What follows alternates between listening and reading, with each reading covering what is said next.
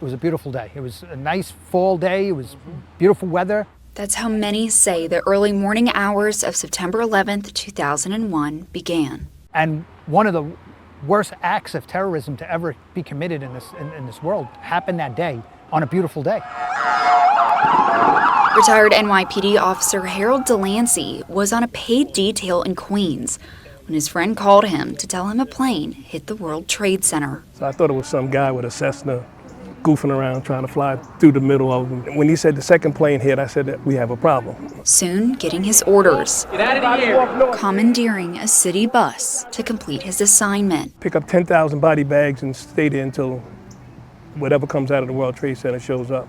No bodies came through because of the rubble, I guess. Retired New York City Police Sergeant Gary Penny on the way home from a midnight shift I hear you. I can't let you through. when he heard about the attacks. I was like 15 minutes from home when it happened. I stopped at home, grabbed some clothes, and went down there, and we started recovery effort. And retired New York City Police Sergeant Robert Hill was at an old court case in Brooklyn when the first plane hit. It was just chaos out in the streets, and we commandeered a civilian's car and drove over the bridge. Finding his wife, who worked in the area, and called his father. He was telling me that the United States was under attack. Eventually, all finding their way to Ground Zero. And watching the people cross the bridge leaving Manhattan, crying, dust on them, it was surreal. I hate this month. I'm glad when this month comes and goes. It was like a movie, pretty much. Bad movie. Yeah. Images that play like a Viewmaster with every blink, and noises like a time machine, taking them back to that day. The whistles were my thing, because you would be digging underground, and you would heat they were concerned that it was going to collapse on everybody underneath. So as we were underneath digging, the whistles would go off, and you were supposed to leave, but nobody wanted to leave. Everybody still had hope that you were going to find that one person. As Robert escorted clergy of different faith to the site. They went in, they said their prayers, nobody said a word. They just walked in like baby ducks behind me, walked out like baby ducks, and everybody was just in shock.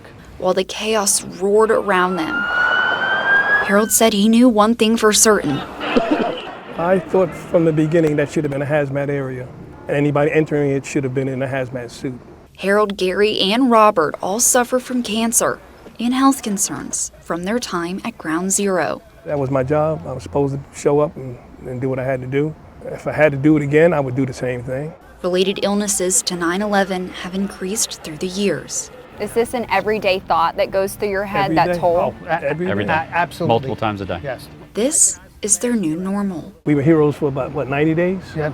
an experience they face every day. But despite being told, never forget, they feel forgotten. I think a lot of 9/11 has gotten watered down. You know, when you see it and other people who have experienced it. I can honestly tell you, between the three of us, we've lost count on how many people we've worked with or known that have passed away or are battling illnesses today or have died. Just mind-boggling.